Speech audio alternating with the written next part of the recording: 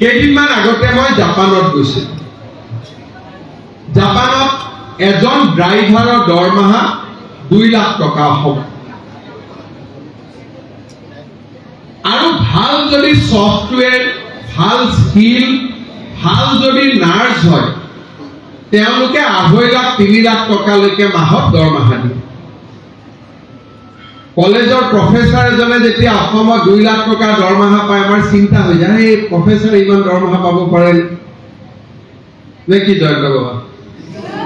সেইটো লৈ আলোচনা হৈ যায়। কিন্তু জাপানৰ ড্ৰাইভাৰ এজনে 2.5 লাখ টকা দৰমহা পায়। মোক তেওঁলোকে ক'লে যে অসমৰ পৰা আমি 50,000লৈকে আমি যুৱক যুৱতী ল'ব পাৰোঁ। কিয় ল'ব, কেনেকে ল'ব? বোলে আমি এখন এজিং ছ'চাইটি, অৰ্থাৎ আমি লাহে লাহে বুঢ়া হৈ আছো। যিমানে বুঢ়া হৈ আছো, আমাক চোৱা চিতা কৰিবৰ কাৰণে মানুহ লাগে। জাপানত গাড়ী চলাবৰ কাৰণে কোনো ল'ৰা নাই। কিয় ল'ৰা নাই? যিকেইজন ডেকা ল'ৰা আছে তেওঁলোকে বেলেগ কাম কৰিব লাগে। গাড়ী চলোৱা কাম কৰিলে তেওঁলোকৰ যুৱ শক্তি কমি গৈ থাকে। এতিয়া তাত গাড়ী চলাব কোন আহিছে, তাতে নাৰ্ছিং কৰিব কোন আহিছে, কেয়াৰ গিভাৰ হিচাপে কোন আহিছে। কৰোনাৰ পিছত তাত 1.5 লাখ নেপালৰ পৰা যুৱক যুৱতী গৈছে। কেনেকে নেপালৰ পৰা যুৱক যুৱতী গ'ল? 10জন ল'ৰা নেপালত, তেওঁলোকে 10জন ল'ৰাই কিবা কথাত কৰবাত গম পাই জাপানী শিকিছিল।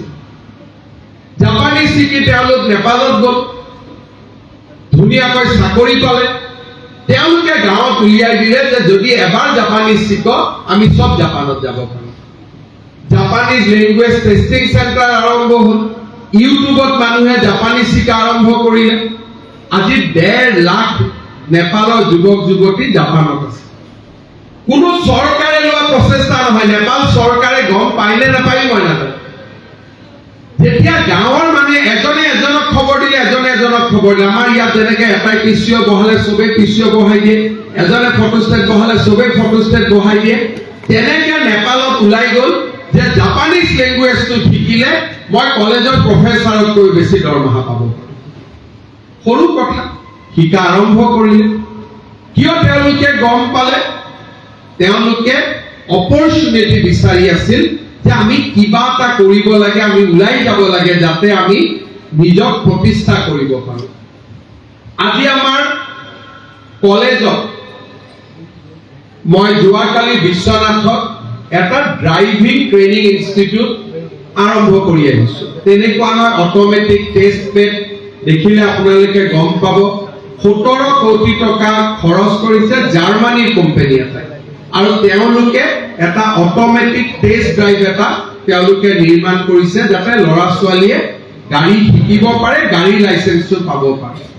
এতিয়া গাড়ীৰ লাইচেন্সখনৰ লগত অকণমান যদি হিন্দীৰ কথা ক'ব শিকো, অসমত ড্ৰাইভাৰে দৰমহা পায় 5,000 টকা। হিন্দীত কথা ক'ব পাৰিলে দিল্লীত দৰমহা হ'ব 25,000 টকা। আৰু যদি ইংৰাজীত কথা ক'ব পাৰোঁ, তেতিয়াহ'লে ইংলেণ্ড আৰু ডুবাইত দৰমহা হ'ব 50,000 টকা। আৰু যদি জাপানত জাপানী ভাষাত কথা ক'ব পাৰোঁ, আমাৰ দৰমহা হ'ব 2 লাখ টকা। এজনে ড্ৰাইভাৰ 5,000 টকাৰ পৰা 2 লাখ টকালৈকে যাত্ৰা। মাজত কি লাগে? মাত্ৰ জাপানীজ লেংগুৱেজ শিকাৰ কাৰণে অকণমান প্ৰচেষ্টা থাকিব লাগে। লেংগুৱেজটো শিকা ইমান ডাঙৰ কামো নহয়। এতিয়া আমি গুৱাহাটীতে লেংগুৱেজ টেষ্টিং চেণ্টাৰ আৰম্ভ কৰিব খুজিছোঁ, যাতে আমাৰ ল'ৰা ছোৱালীয়ে জাপানীজ, কোৰিয়া এই লেংগুৱেজবিলাক শিকিব পাৰে। কাৰণ পৃথিৱীত ডেম'গ্ৰাফি বোলা যিটো ব্যৱস্থা, সেই ব্যৱস্থাটোৱে হৈছে আজিকালি অৰ্থনীতিৰ আধাৰ। আপোনালোকে যদি চাব যায়, তেতিয়াহ'লে দেখিব যে আটাইতকৈ পৃথিৱীৰ ডাঙৰ দেশবিলাক এজেড হৈ গৈ আছে। তাত ডেকা ল'ৰা ছোৱালী দেখা পোৱা নাযায়। আমাৰ অসমৰ মিডিয়ান এজ হৈছে 22 ইয়াৰ্ছ। অৰ্থাৎ অসমৰ যদি আমি চাৰিওফালে চাওঁ, 22 বছৰ বয়সৰ ল'ৰা ছোৱালী, সেই বয়সৰ 3 আগ আৰু 3 পিছ, এই বয়সৰ আমি আটাইতকৈ বেছি ল'ৰা ছোৱালী দেখা পাওঁ।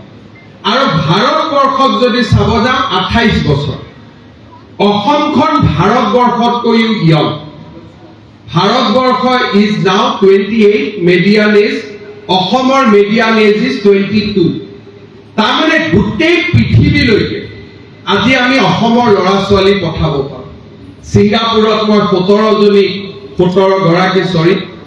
গৰাকী ছোৱালীক লগ পাই আহিছোঁ নাৰ্ছ আছিলে ইংৰাজী পঢ়ি ল'লে এতিয়া ছিংগাপুৰত অসমীয়া ছোৱালী কাম কৰি আছে আৰু মেডিকেল কলেজত চাকৰি কৰি আছে ডিফু মেডিকেল কলেজত দৰমহা পাইছিলে 35,000 টকা ছিংগাপুৰলৈ গ'ল এতিয়া দৰমহা পায় 1,35,000 টকা অসমৰ ছোৱালী মই অহা মাহত মাতিছোঁ বোলে তোমালোকে মোৰ লগত বহি একেলগে এখন প্ৰেছ কনফাৰেন্স কৰি দিম তাৰমানে আমাৰ চাৰিওফালে সম্ভাৱনাৰ কোনো অসুবিধা নাই এতিয়া আমি চাকৰি পাবৰ কাৰণে আন্দোলন কৰিব নালাগে চাকৰি পাবৰ কাৰণে ধৰ্ণাও দিব নালাগে মাত্ৰ চাকৰি পাবৰ কাৰণে ইংৰাজী বা জাপানী বা কোৰিয়ান লেংগুৱেজটো ফলকৈ শিকিব লাগে ইমান যদি আমি নিজে কম্পিউটাৰ ইঞ্জিনিয়াৰ হওঁ সফটৱেৰ ইঞ্জিনিয়াৰ হওঁ আমি আৰু ওপৰত যাব পাৰিম মই এটাই কথা ক'ব পাৰোঁ যে আজি আমাৰ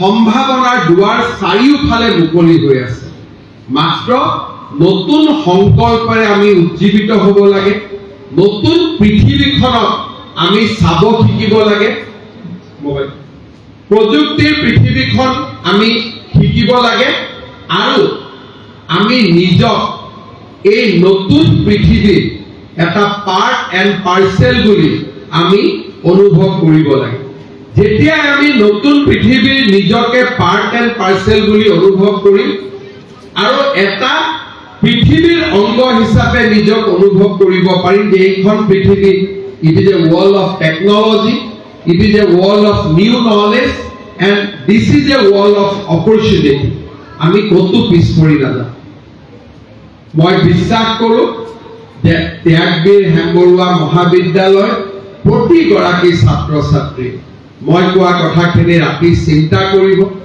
নিজৰ বুকুত থকা সুপ্ত শক্তিটোক বিচাৰি উলিয়াবলৈ প্ৰচেষ্টা কৰিব ছমাহতো পাব পাৰে এবছৰতো পাব পাৰে দুবছৰতো পাব পাৰে কিন্তু আমাৰ বুকুত অদ্ভুত শক্তি এটা লুকাই আছে যি শক্তিৰে আমি এই পৃথিৱীখন ধুনীয়া কৰিবৰ বাবে অৱদান যোগাব পাৰোঁ আমি পৃথিৱীৰ বোজা নহয় আমি পৃথিৱীক আৰু অধিক সৰ্বাংগ সুন্দৰ কৰিব পাৰোঁ তাৰ কাৰণে আমাৰ প্ৰত্যেকগৰাকী বিজ্ঞানী হ'ব নালাগে ভাল শিক্ষয়িত্ৰী হোৱা ভাল অধ্যাপিকা হোৱা ভাল ব্যৱসায়ী হোৱা যিকোনো শক্তি মোৰ বুকুৰ মাজত সোমাই থকা শক্তিটোক যদি মই এবাৰ চিনি পাওঁ মোক কোনেও ধৰি ৰাখিব নোৱাৰে আৰু মই বিশ্বাস কৰোঁ তেনেকৈ আমাৰ অসমৰ যুৱক যুৱতীয়ে নতুন পৃথিৱীখন জয় কৰিবৰ বাবে নিজৰ যাত্ৰা আৰম্ভ কৰিব যোৱাবাৰ এই মহাবিদ্যালয়ত আহিছিলোঁ 2-3টা সৰু সুৰা আঁচনিৰ কথা কৈছিলোঁ আঁচনিবোৰ আজি ৰূপায়ণ হৈছে মই ভাবোঁ যে আমি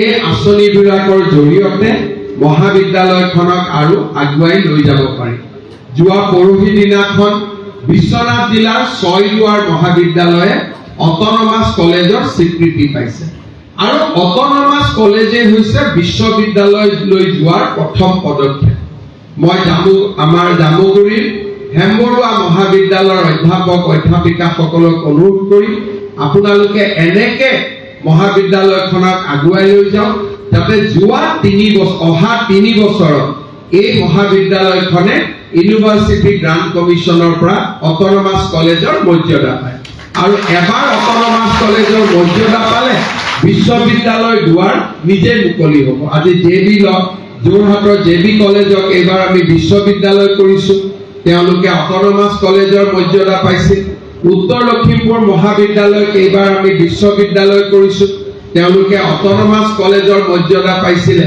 চৰকাৰে কি দিব তাক চিন্তা কৰাৰ আগতে চৰকাৰক মই কেনেকৈ বাধ্য কৰিম সেই চিন্তা আমি আগত কৰিব লাগিব ফুৰাদেৱে আজি স্মাৰক পত্ৰ দিছে বিশ্ববিদ্যালয় হ'ব লাগে বিশ্ববিদ্যালয় হোৱাৰ চাবিকাঠি মহাবিদ্যালয়ৰ অধ্যাপক অধ্যাপিকাৰ হাততে মই তুলি দিলোঁ মহাবিদ্যালয়খন 3 বছৰত অট'নমাছ কৰক চৰকাৰে আপোনালোকক বিশ্ববিদ্যালয় কৰি দিব বহুত বহুত ধন্যবাদ